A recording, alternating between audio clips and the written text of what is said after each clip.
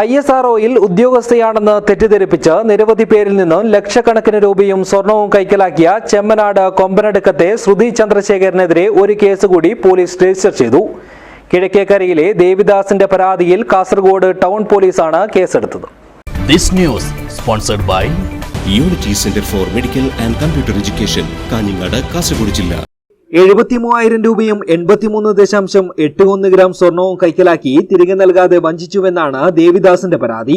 ജിംനേഷ്യത്തിൽ വെച്ച് പരിചയപ്പെട്ട യുവാവുമായി സൗഹൃദം സ്ഥാപിച്ച് പണവും സ്വർണവും തട്ടിയെടുത്തുവെന്ന കേസിൽ ശ്രുതിയെ ഏതാനും ദിവസം മുൻപാണ് മേൽപ്പറമ്പ് പോലീസ് കർണാടക ഉടുപ്പിയിലെ ലോഡ്ജിൽ വെച്ച് അറസ്റ്റ് ചെയ്തത്. യുവതി ഇപ്പോൾ റിമാൻഡിലാണ്.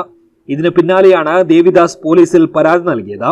പണത്തിന് അത്യാവശ്യമുണ്ടെന്നും ചില സാമ്പത്തിക പ്രശ്നങ്ങൾ ഉണ്ടെന്നും പറഞ്ഞാണ് ശ്രുതി സുഹൃത്തുക്കളിൽ നിന്നും സ്വർണവും പണവും കൈക്കലാക്കിയിരുന്നതെന്ന് പോലീസ് പറഞ്ഞു. തിരികെ ചോദിച്ചാൽ പോലീസിൽ പരാതി കൊടുക്കുമെന്ന് ഭീഷണിപ്പെടുത്തുകയായിരുന്നു ശ്രുതിയുടെ രീതിയെന്ന് പോലീസ് അന്വേഷണത്തിൽ വ്യക്തമായിട്ടുണ്ട്. മാട്രിമോണിയൽ വെബ്സൈറ്റ് വഴിയും യുവതി നിരവധി യുവാക്കളെ വലയിലാക്കിയതായും സംശയിക്കുന്നുണ്ട്. ശ്രുതിയുടെ തട്ടിപ്പിന് പോലീസ് ഉദ്യോഗസ്ഥർ വരെ ഇരകളായതായും വിവരമുണ്ട്. എന്നാൽ നാണക്കേടും ജോലി നഷ്ടപ്പെടുമോ എന്ന ഭയവും കാരണം ആരും പരാതിപ്പെടാൻ തയ്യാറായിരുന്നില്ല. News bureau, Uduma.